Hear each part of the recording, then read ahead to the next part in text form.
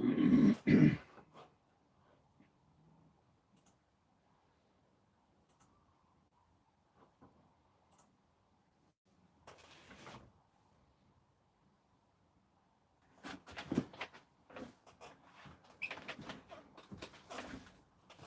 Josh, how you doing?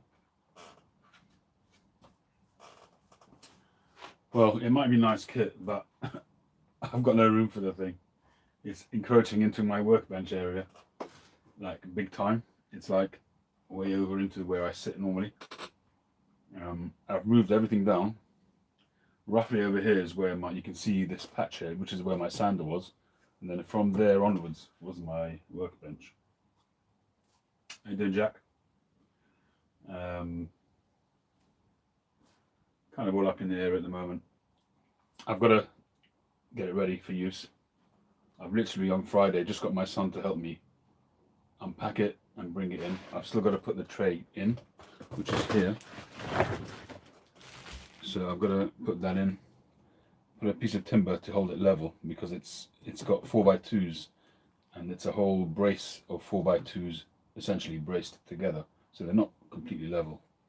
So I'll need to put a substantial piece of ply or something, a continuous piece, and then screw it all down.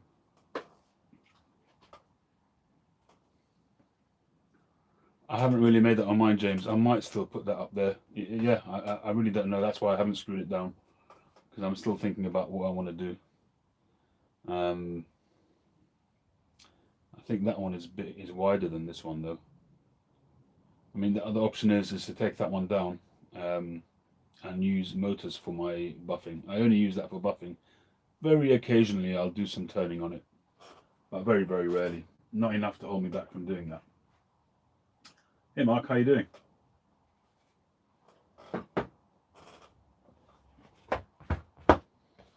Thanks again for the tin, James, that came, as I'm sure you've seen the video. Much appreciated.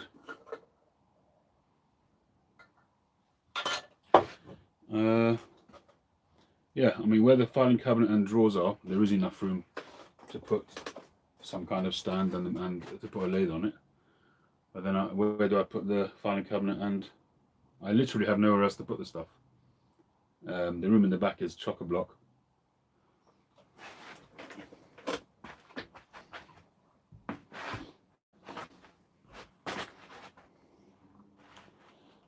That's the filing cabinet and the drawers, and the lathe is right next to it. Literally butt against it, and I've got the bandsaw on top of the drawers. I'm very, very chock-a-block here. That's the truth of the matter. So there you've got the sander, and then the sander wheel, which used to be a foot over there, but I've moved it as far over. I can move it another few inches, but I need enough room for the hood there and the hose behind it, and I still need to get into the drawers where my briar is, which is behind that. So like I said, I'm pretty pushed for space.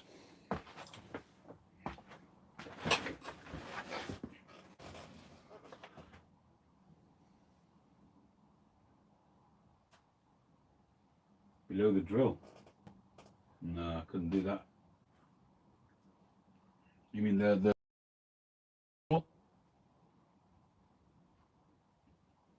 that's right in front of the filing cabinet drawers. If I put anything there, I wouldn't be able to open the drawers.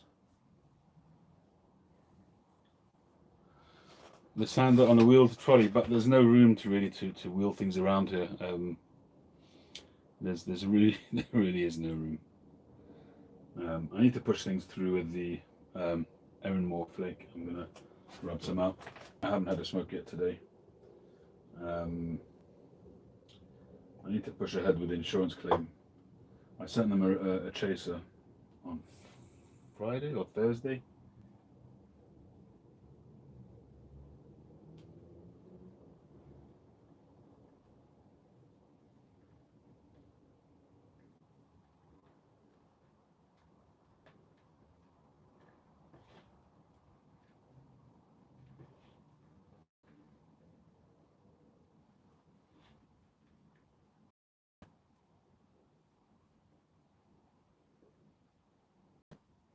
Back room, yeah.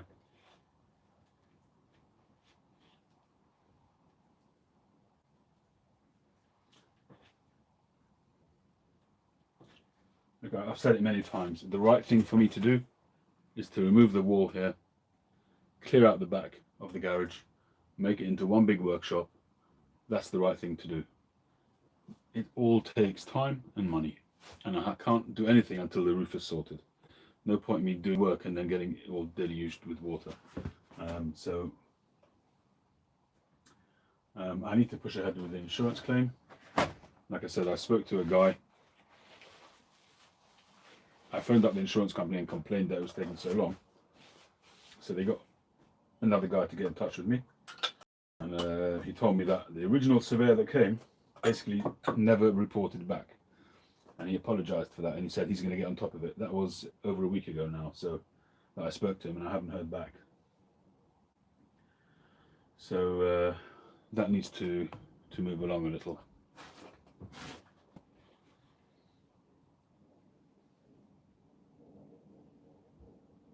I don't know, maybe the timing wasn't right to buy this now. But it really, works according to my funding, and I had some funds available for it, which I've been trying to put together for quite some time now. And I've been doing a lot of research on lathes, been talking to people, spoke about to Phil Rivara. And when the opportunity arose, I just decided to get it. The thing is that when I buy stuff, I like to work with it and see that it all works properly to make sure that if I have any issues, I can still go back to the place that I bought it. I don't want to leave it too long. And the whole thing needs to be thoroughly cleaned. It's obviously fully greased up, so that needs to be fully cleaned.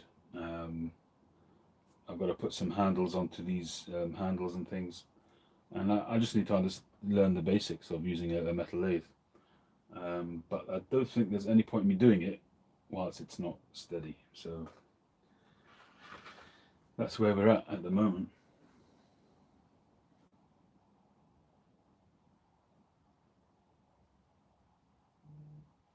Yeah, that might be an answer, Josh. That's actually, funnily enough, what I was thinking of if I was going to move upstairs. I was thinking of having double-decker stuff. And I'm still thinking of it, because even with this lathe, I believe I could still fit 3 lathes, my bandsaw, my shaping disc, and the big disc. I believe I could still do it if I double-decker a couple of things. So there's no reason why the big disc sander can't be on top of the small shaping wheel, as you're suggesting. There's no reason why not.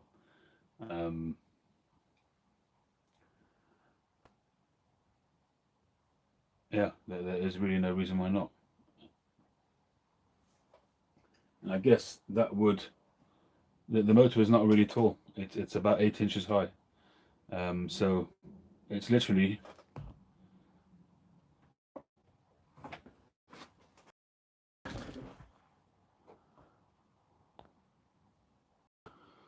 So the top of the motor is roughly in line with the top of the bed of the sander.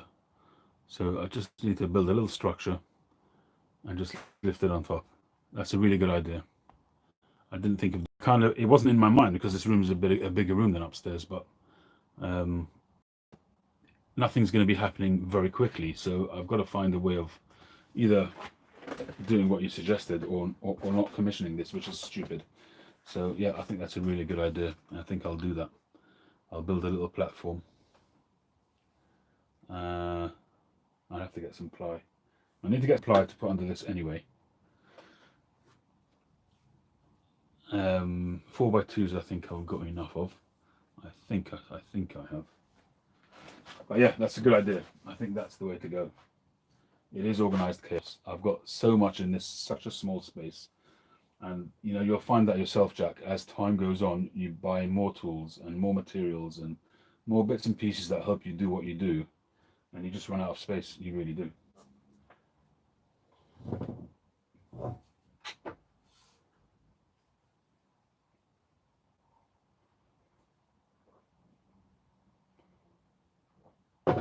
Truth be told, I could put a shelf which runs the whole width up until my workbench area, because this is actually at sitting height. I could work on this sitting down, but lathes I usually work on standing up. This could also go on the shelf. If it was solid enough, this could also go on the shelf. It would be about the right height.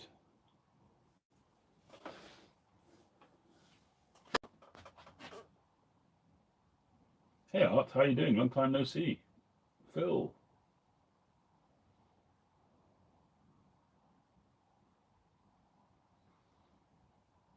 Phil. A mansion compared to this, size-wise.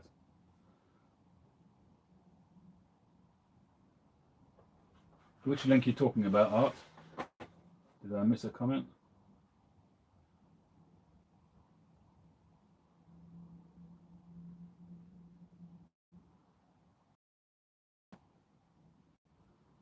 Or did you mean lathe?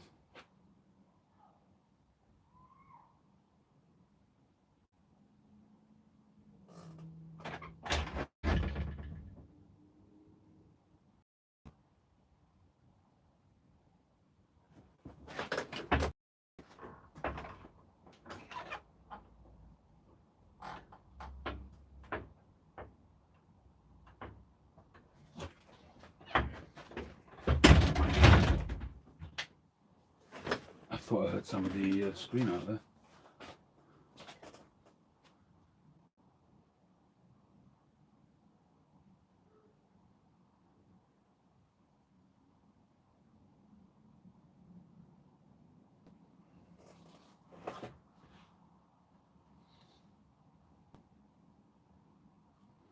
So the main thing I want to do with this is to explore more work on stems, rings, godettes, shank caps, maybe a bit of metal turning. I might bother Phil some more to learn how to turn metal. What I'd like to do is to learn how to do things like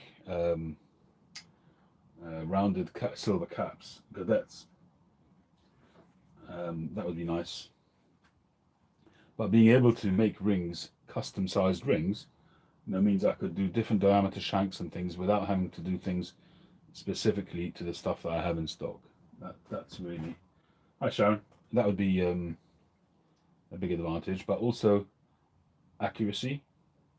And although I've really developed I'm quite used to making rings now and bands, but it's just very time consuming. If you watch me sometimes when I'm doing stepped shanks, for instance, all of that takes a lot of time, and especially with acrylics.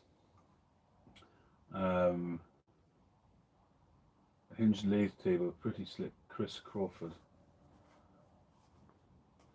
Art, if you can be bothered to send it to me on Messenger, the link, that would be awesome.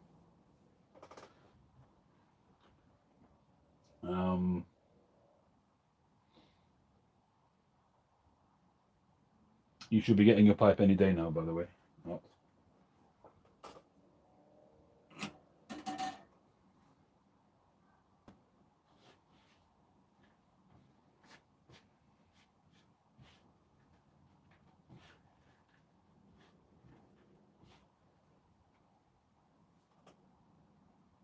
Uh-huh.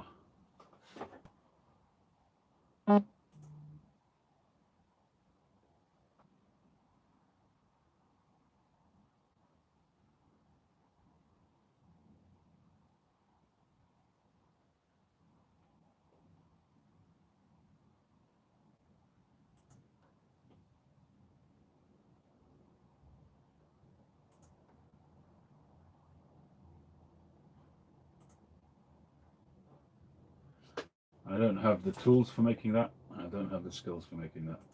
At least I've never tried it, let's put it that way.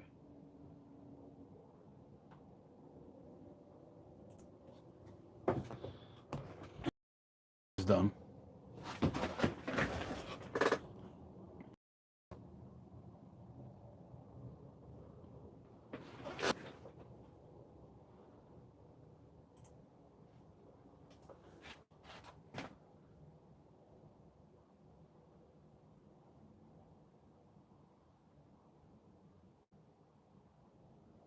Got a bed extension.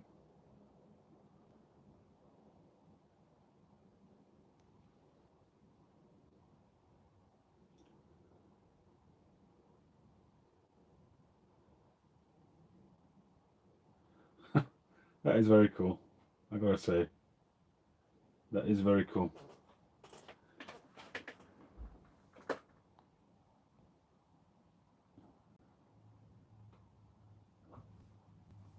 The thing is,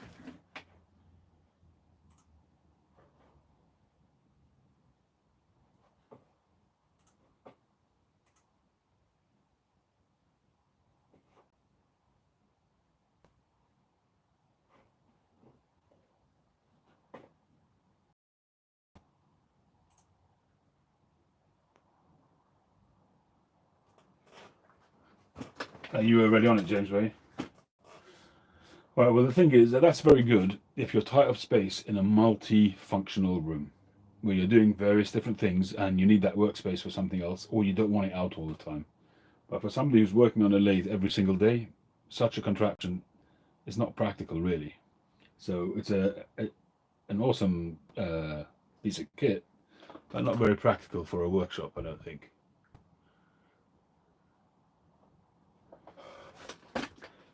Yeah, flat horizontal surfaces get filled up with stuff. You just have to look around and see my organized chaos. So I have very little proper storage here, and therefore everything just gets put somewhere, and half the time I can't find it because of that.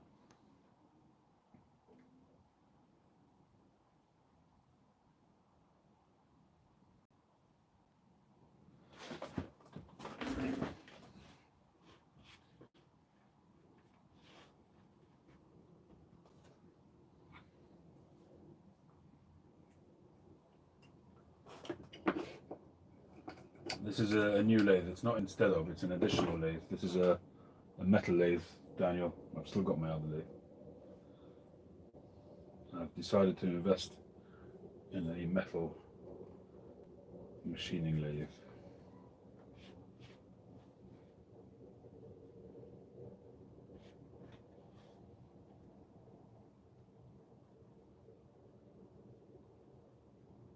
It's usually exactly where you left it, precisely. It's just that your brain is not where you left it. That's the problem.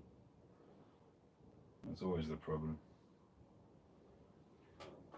Smoking, will be smoking my Peterson pot.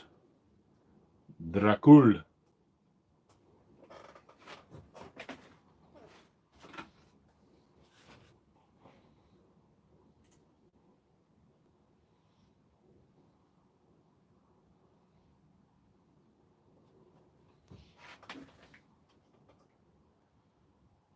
Start with brass, aluminium, and bronze. Yeah. Hey Andrew, how you doing?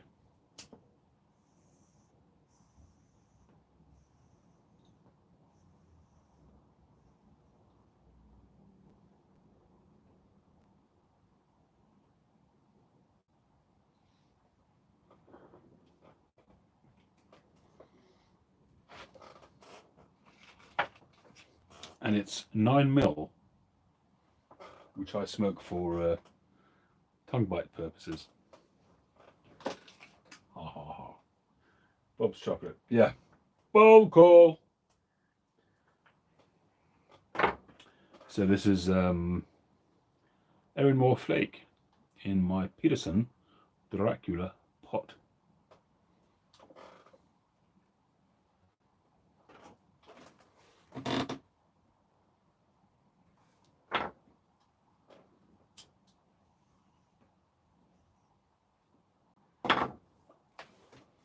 Hey Patrick.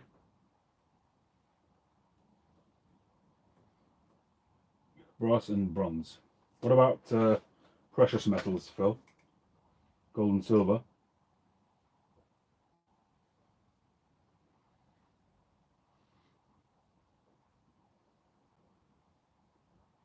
Hmm.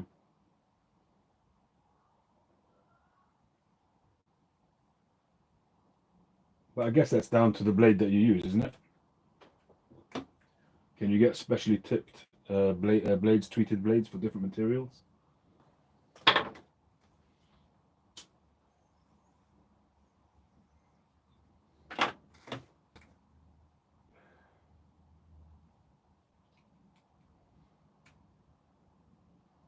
Hmm.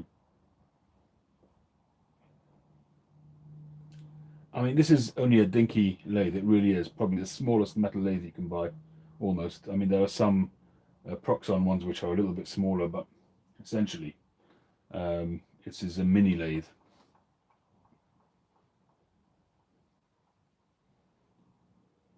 Cutting stone adornments, I think, is a lot harder, and you can't. I don't think you can turn stone. You have to use a diamond tipped cutter, I think, with the water.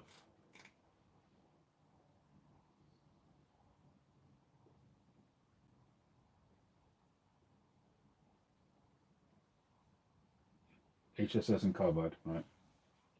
You can turn stone.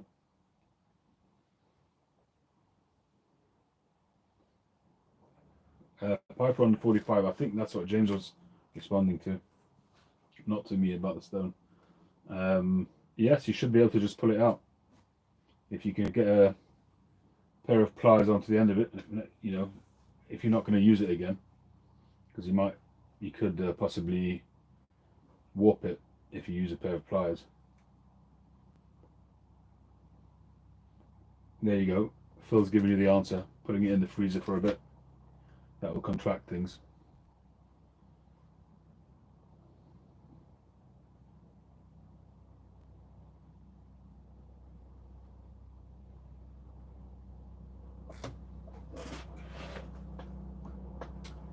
This is the commissioned bent Rhodesian I did last week, but I wasn't happy with the base. The customer wanted it to sit, which it did, but it wasn't what I would call a firm sit. It had a bit of a wobble on it, whereas now it still wobbles a bit, but it's a much better. It sits a lot better now. So I sanded the base a little bit more, and then just sanded the whole pipe and restained it. So I'm going to buff that at some point.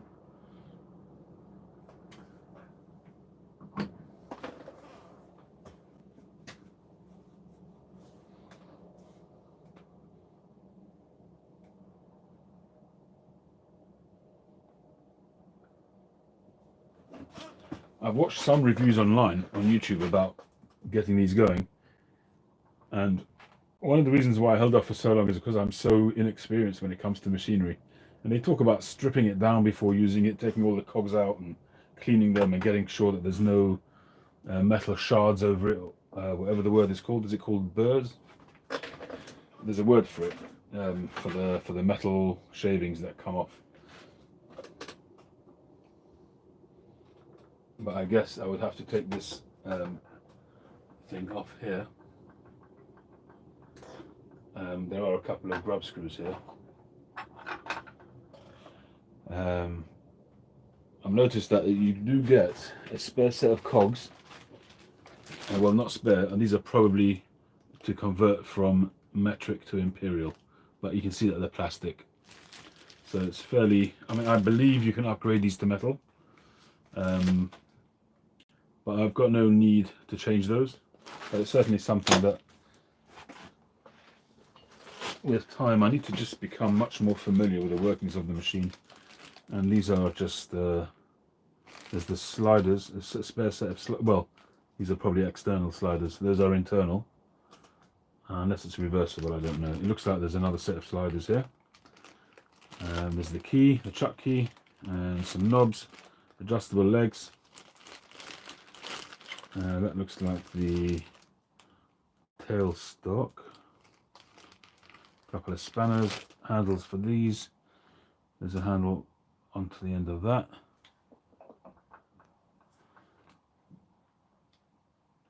Yeah.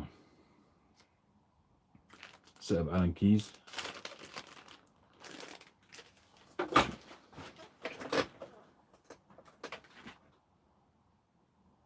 Burr would be on the machine components. Right.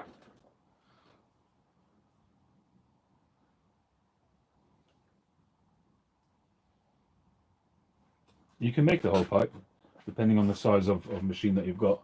My one is a 90mm center, so from there to there it can't be more than 90mm.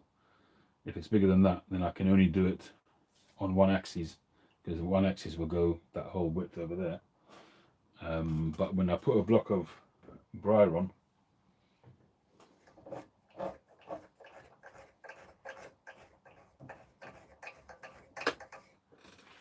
imagine that's a block of briar.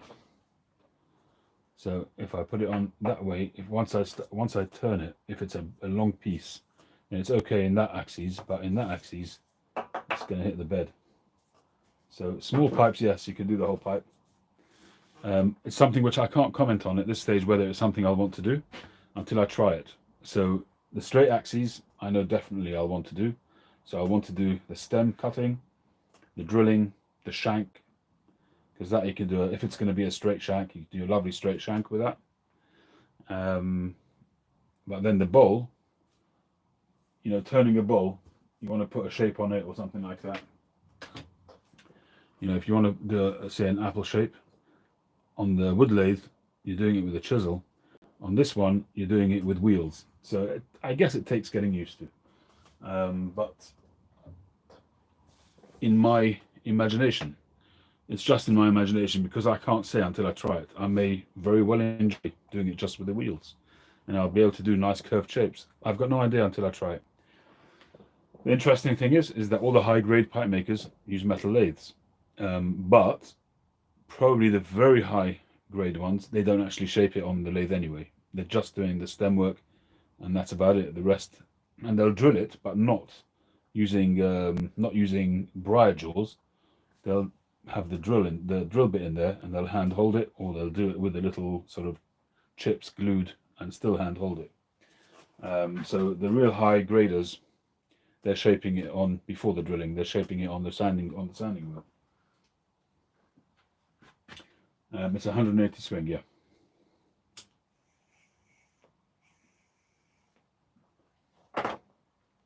Put it this way, it's the smallest machine with 180 mil swing that I could find, which also had a digital readout, speed control. Well, I think they all have speed control on the metal lathes.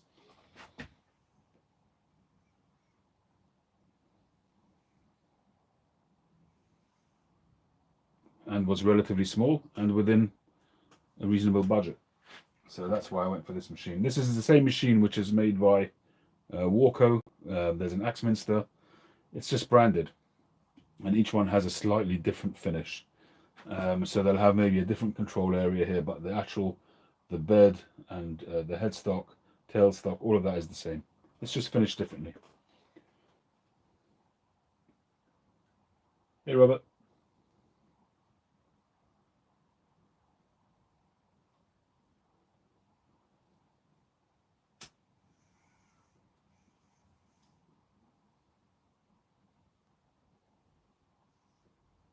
Grizzly is the same as well, yeah, makes sense. Yeah, I mean they're Chinese, and they're just sort of bringing them over and sticking on these. I mean, this is just a little sticky plate. It's really very basic.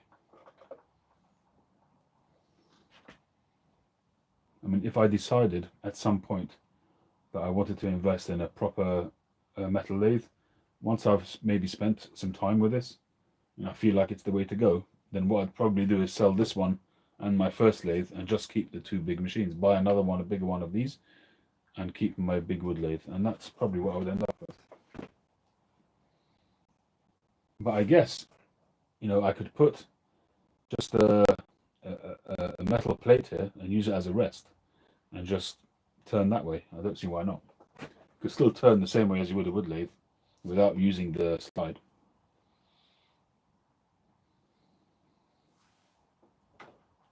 Don't see why not.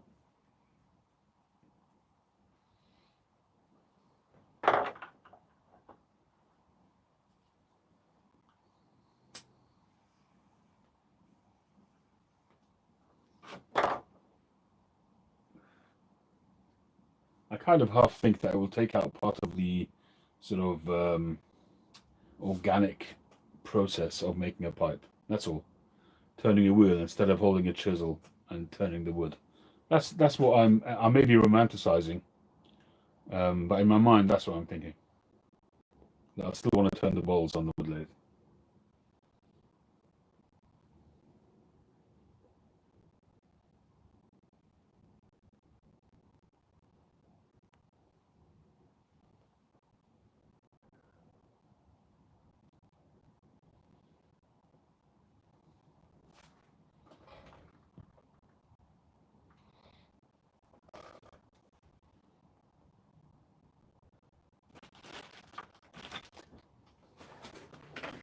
So I'm just not sure if I should start wiping it all down or just leave it until I know I'm ready.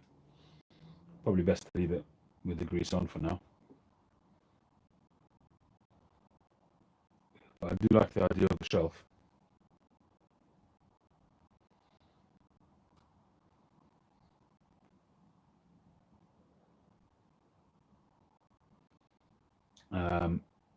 And that will also create more room, actually.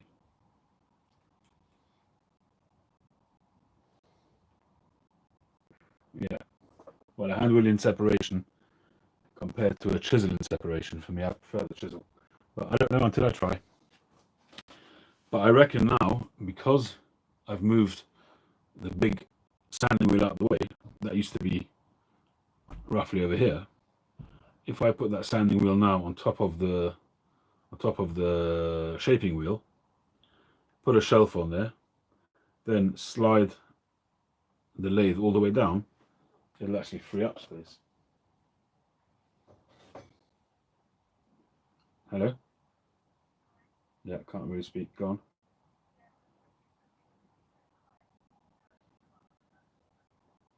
Yeah, he said that he's going to tell her.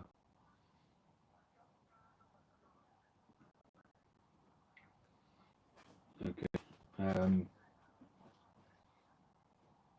Call me in, I don't know when he'll answer, but try me again in 15 minutes. 10, 5, whatever, I don't know. I am, but I'll talk for a second to give you a number. Huh? Yeah, it's a call in half an hour. Alright, bye.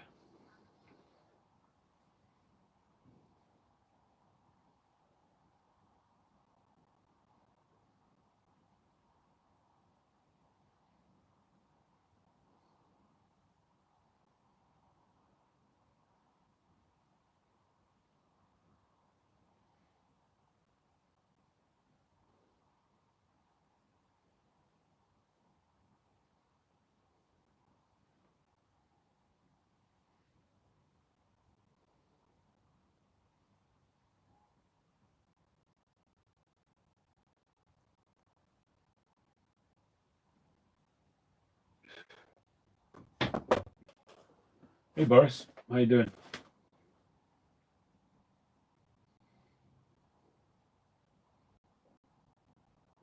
So if I do put that on top of the turning wheel, then I will end up having more room than I had before, which would be pretty cool. Nice one, Josh.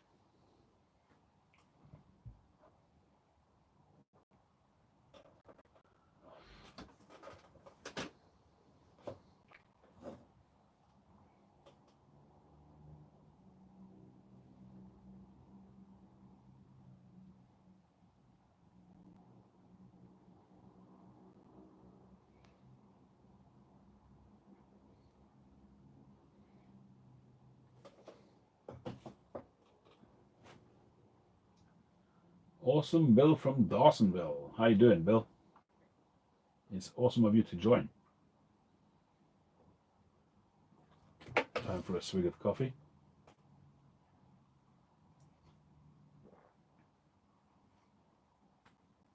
To be honest, right now, this is like a distraction. I just want to get on and make a pipe. It's a bit late to start now. It's 25 past 12 now. But that's all I really want to do, to be honest.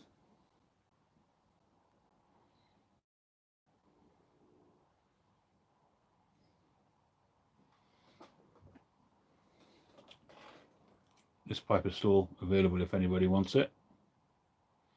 There's a second.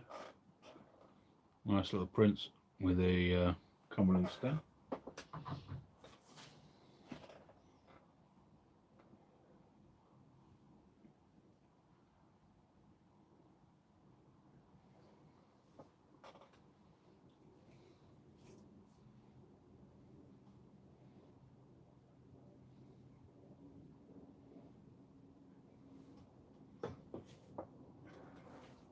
It was heavy, yeah. I had to have my son help me with it. It's basically it's the bed and the motor, I think, which adds the weight. It's got a DC motor, so it's not a huge motor. I don't remember what the output was.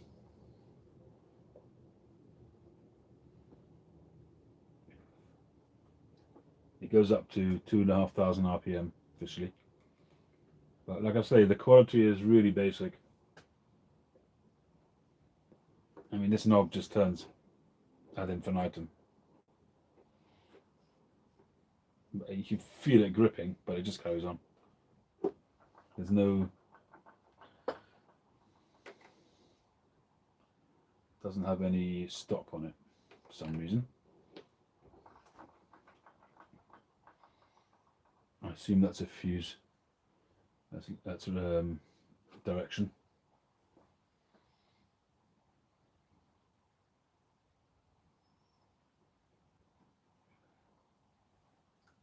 Yeah, that's what I've seen on YouTube. Most people take this off. There is a little switch, safety switch somewhere, which I dare say can be sorted. Or you just take it off here. There's some grub screws there, and just leave it in the open position. I assume that will work. I don't know what this is on. There's a back plate here, but I don't know if this is on if there's a spindle in there, or, and I assume there is. There must be a spindle of sorts, but whether or not I could put anything else on it instead of this, if you can change out the chucks at all or not. I'm assuming not. I assume it's not designed to be changed.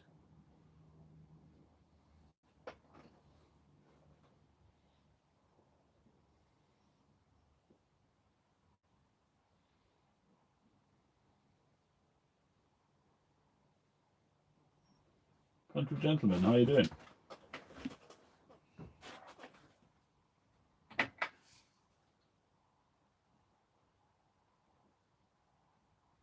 Right.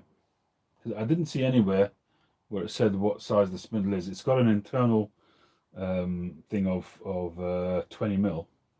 So I'm hoping if that's 0.33, is that the one? That's what I've got on my big lathe.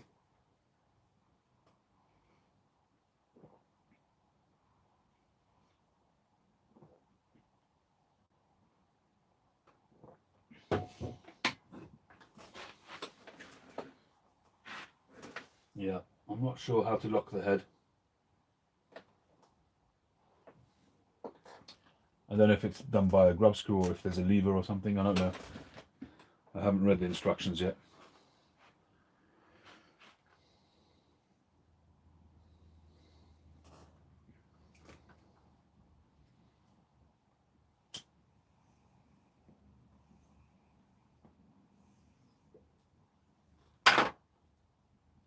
I hope I'll get my head around it.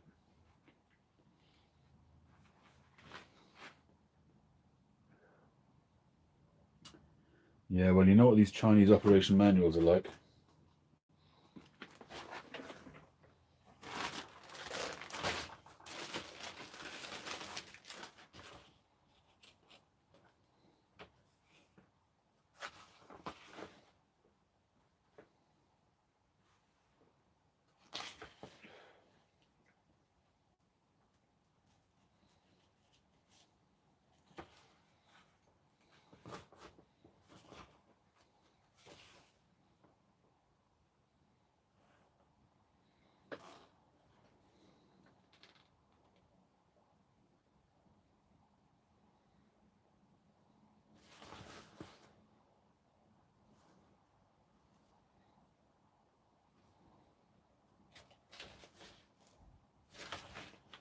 No, there's very little in the way of instructions.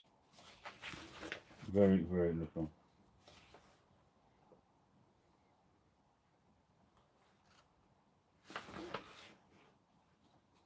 Most of it is to tell you what the parts are.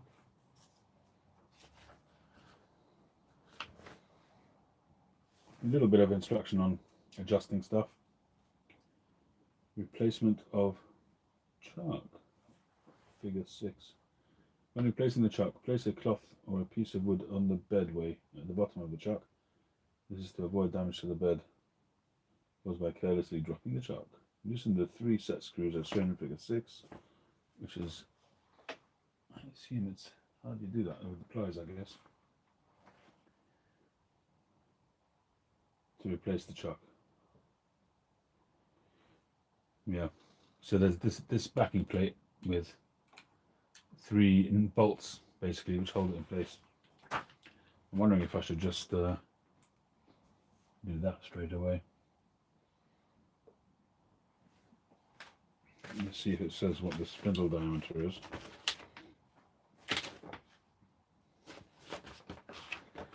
New safety rules for stationary power tools.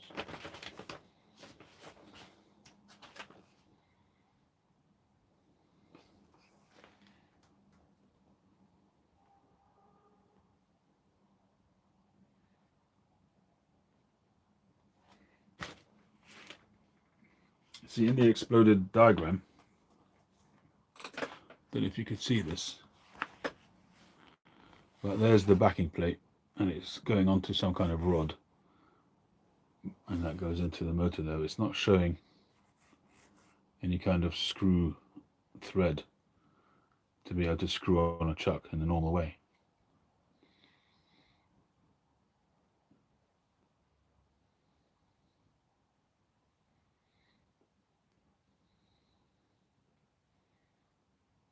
But what do I know? I literally know nothing about this at this stage.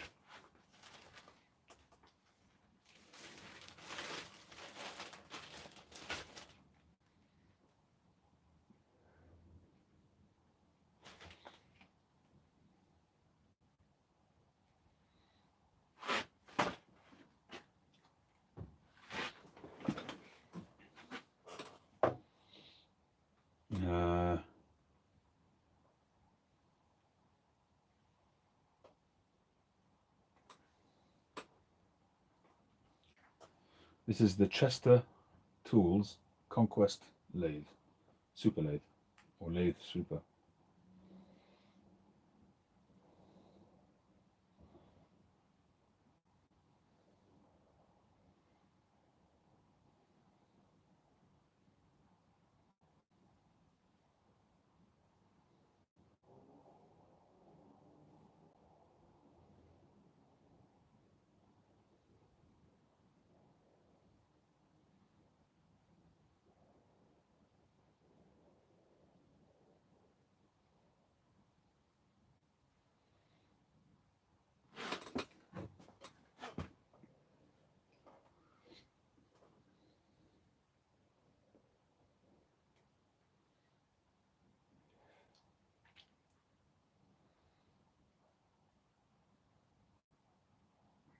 I have seen other pipe makers using these just for stem work. There's a guy, I don't know if he still makes pipes. I had one of his pipes. I commissioned a pipe from him years ago.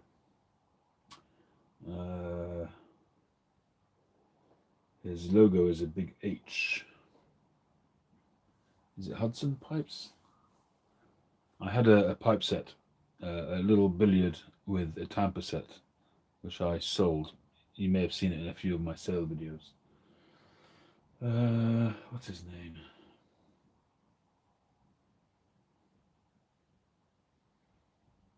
Anyway, he had a very, very small metal lathe which he used for cutting his stems.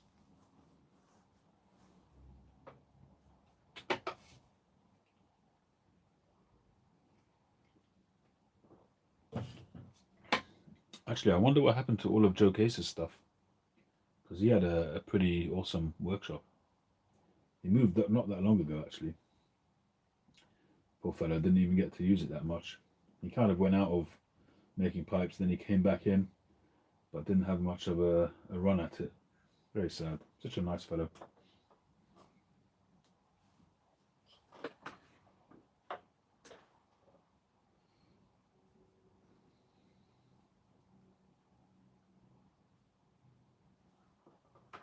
That's awesome, Phil.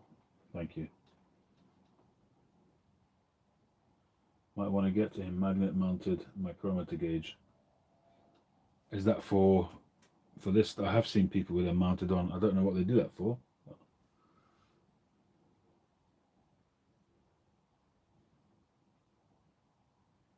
Yeah, I mean, it's really for the speed of it, Andrew, because and the precision, of course. But to be able to just get in there and know that you've cut it straight, I mean, that's and to be able to do it quickly and you can literally do ring after. I could sort of put a piece of ebonite on there or a piece of briar and just cut ring after ring after ring, knowing that they'll be fine.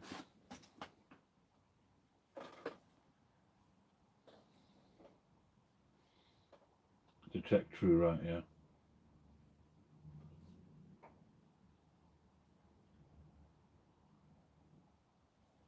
I'm hoping so, country gentlemen. I'm hoping so.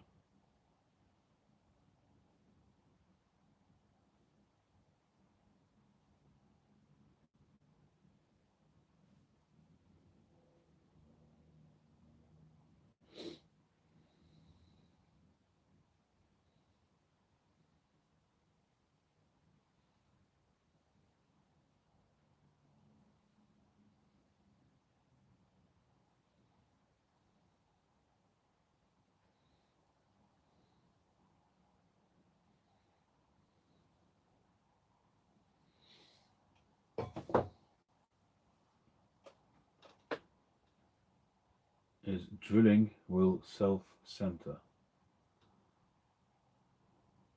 Not sure what you mean. How would that be different to, say, a wood lathe?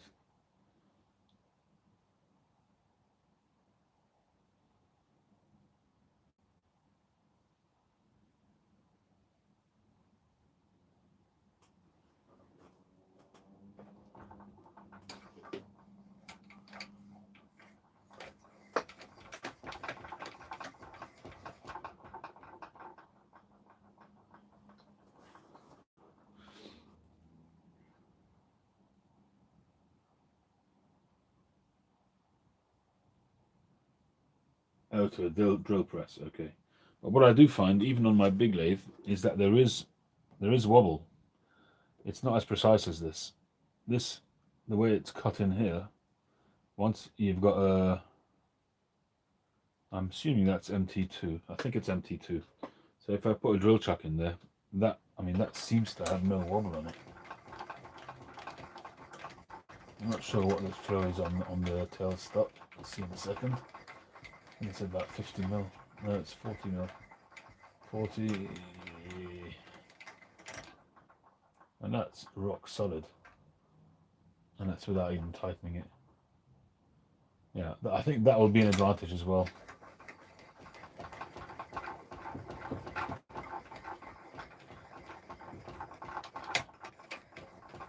And this thing is very cheap plastic.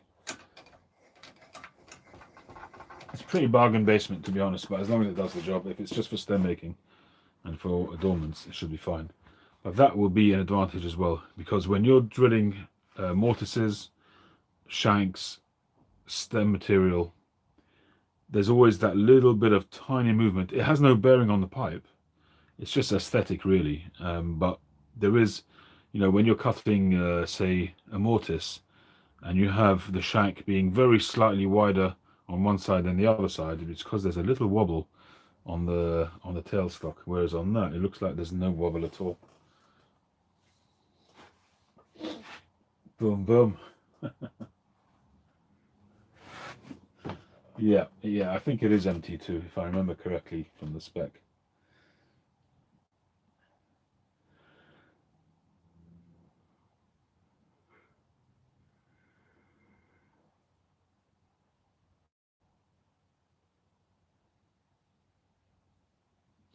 Yeah, I mean the thing is that when on the wood lathe, I did do that sometimes. You can't do it with long drill bits because there is flex in long drill bits, but with I did it for a while on the wood lathe, but I found that it wasn't accurate. When I slid, I did it by hand without using the turning wheel. But I've gotten used to using the wheel now. I just force myself to do it, and things are much more accurate these days. So I've kind of got in the habit now of drilling a couple of turns, withdrawing, getting out the wood, put it back in, withdrawing, a couple of turns, and so on. It's just more accurate that way. It's just more accurate.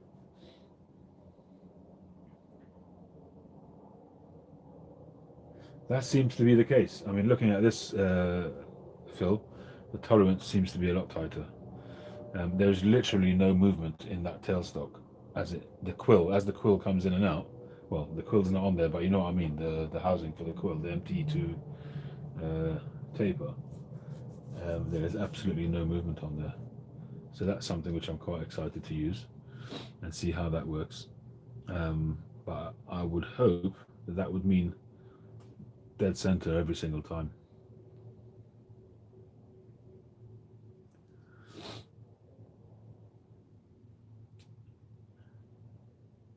I mean, truth be told, I'll be able to do most pipes, I think, on here in terms of drilling. So, you know, a classic sort of length shank, you know, I'm unlikely to do. I mean, occasionally, yes, but I don't do many which are longer than this. And that would fit on there absolutely fine. What is this? Well, it's not that, it's pretty close actually. That's 80, it's about 83, 84 mil. So it's fairly close actually, but it would fit. That's the center there. Yeah, it would fit just about. It would fit because I'm not actually having it at its extreme. I'm having it at the center where the bowl would be, so it would fit no problem. So for the drilling, I could see myself using this because it's so much more accurate. It seems to be anyway. Once I get it up and running, we'll soon find out, but it seems to be more accurate.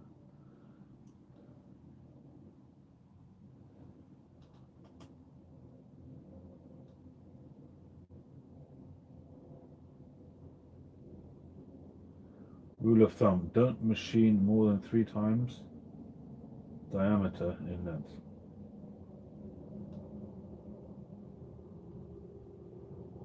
So 100 mil diameter, don't go past 30 mil, don't go 30 mil extended past chuck. I'm not with you. Which,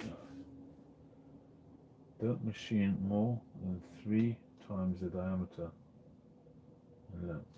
So 100 mil diameter, don't go past 30 mil. So if that was that size, right.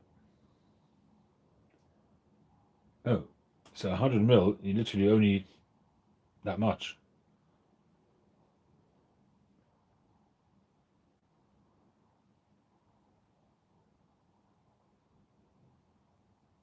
Oh, 10 mil. 1030. Okay, I got you. I got you. I got you. I got you.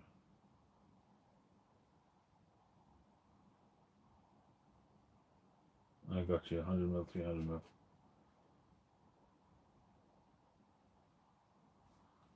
So if this was 100 mil, then what you're saying is what? You mean if this was the diameter of this, if it was a piece of metal, say,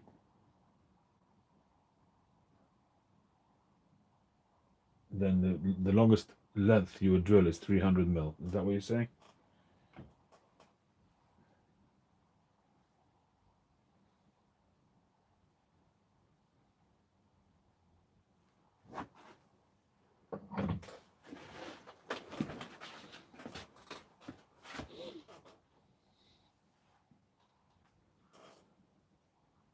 Okay, I got you.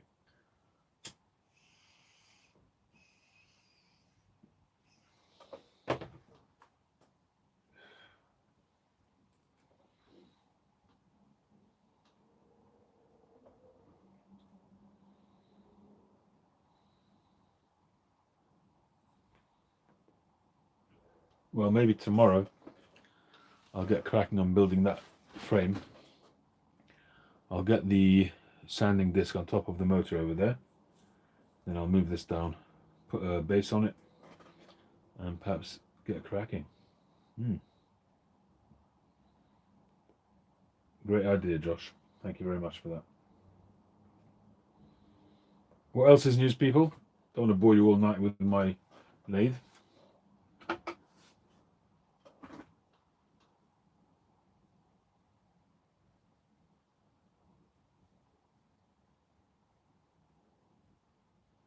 60 mil stem. So how would you drill a what's the name?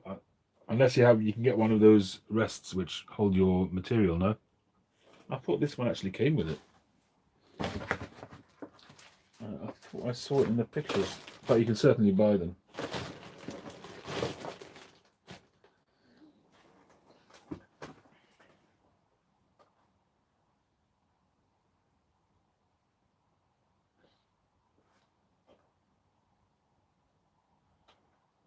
A life center or steady rest, yeah. So I've seen this thing which has got three prongs which come out to support your work, whatever it is, your material that you're working with. But if you were, for instance, drilling a church warden stem, how would you do that then?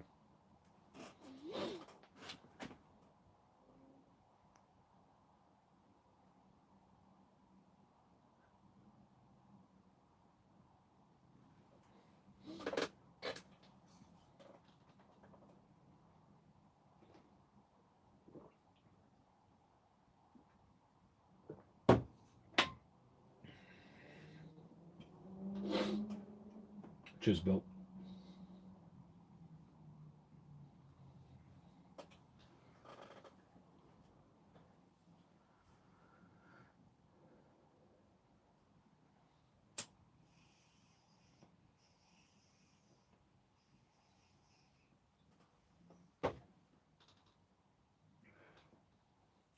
I didn't pack this pipe very well, but it's all right.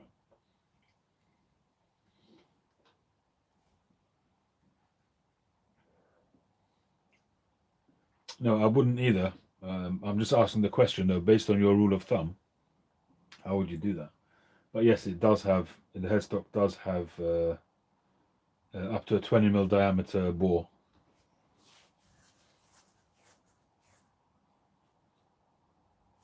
But it won't be holding it in there, will it? It'll only be holding it there. But you mean there won't be that room for it to flex?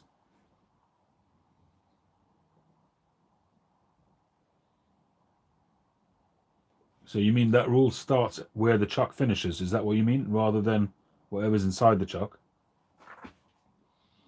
So whatever's outside the chuck, that's where the rule starts. Is that what you're saying? 2-inch bore. Wow, that's a huge machine. Okay, I got you, Phil. Okay, so that gives you a lot of leeway then. Most chucks will be in that range anyway. Most stems will be in that range. So you've got 40 or 50 mil in there probably.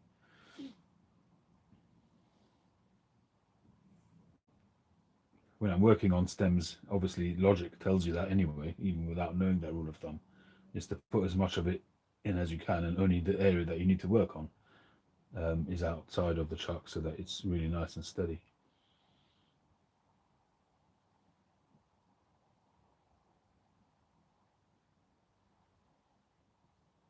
I mean, since the other Phil made me that collar so that I can put my briar chuck straight onto the spindle of the wood lathe, if I really wanted to, I could turn it when I'm turning bowls, for instance. I tend to bring the tailstock right up to the briar to steady it. But after he's done it, it's so close to the machine, the center of gravity is really, really uptight with that collar. I could, if I wanted to, just turn it as it is, and generally speaking, it would be tight. I use the grub screws as well, but I generally I just don't take chances. So I put the grub screws into the briar, bring the tailstock up, and only take it away when I'm much closer and I need it out of the way. But I don't know. I just tend to not take chances if I can help it.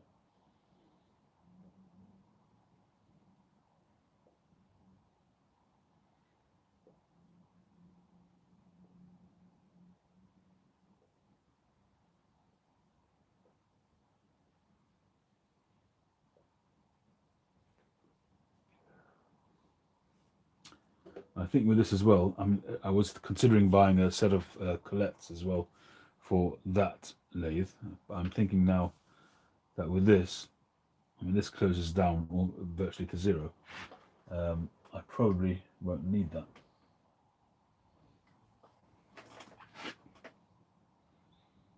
and I would imagine it opens up to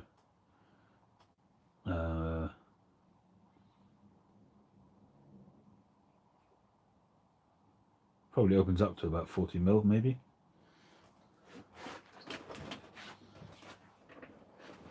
Why should Phil give out all the tricks of the trade?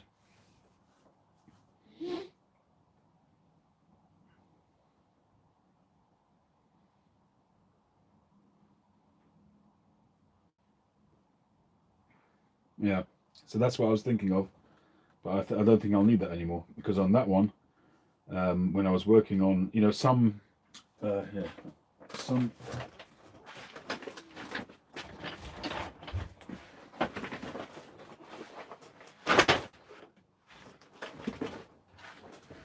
Ebonite rods you get, they're beautifully produced. I'm not sure where this Ebonite comes from even, but it's very, very round, very uniform, and you can fairly well, I mean, if I was to put a micrometer on it, it may not be you know, exactly the same size all the way along, the same diameter, but it's pretty bang on. And the same with this stuff, it's all pretty accurate, but there is stuff that I use which comes very rough, and it's really not circular. I mean, you can just look at that profile there and you can see it's oval. It's pretty, it's almost an oval. I mean, it's round, but it's almost an oval shape, and it only just gets into the round once I start turning it or sanding it. So that's what I wanted to get the Colettes for, although the Colettes, they're so precise, I don't know how they would handle this if it's a bit off. But anyway, with this, hopefully I won't need it.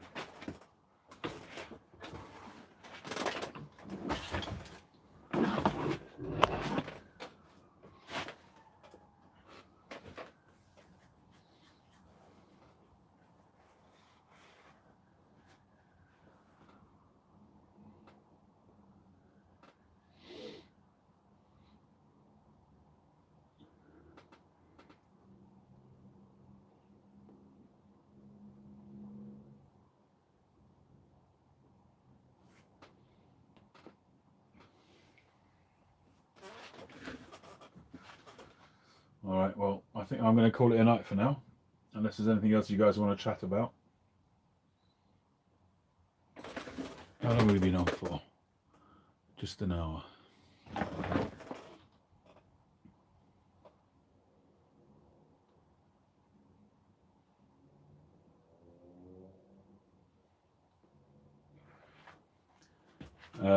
I don't know, that piece, James, is, I have from that supplier, I've probably got about 30 or 40 rods of that stuff, and they're all like that. It's just the way it's produced. It's just not it's just not done to a very high quality in terms of the way it's finished, but it's beautiful Ebonite.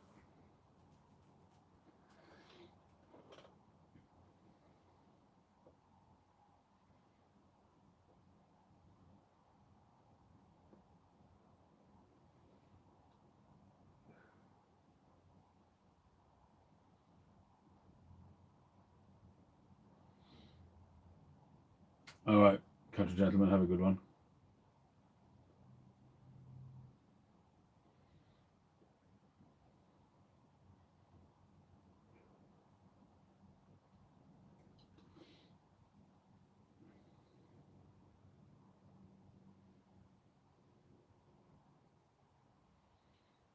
I don't know what that means, James, but okay, I take your word for it. But bottom line is that they're not finished very well when you get them. But I'm going to say good night, everybody. Thank you very much for joining, and I will catch you on the next one. Have a great weekend, everyone.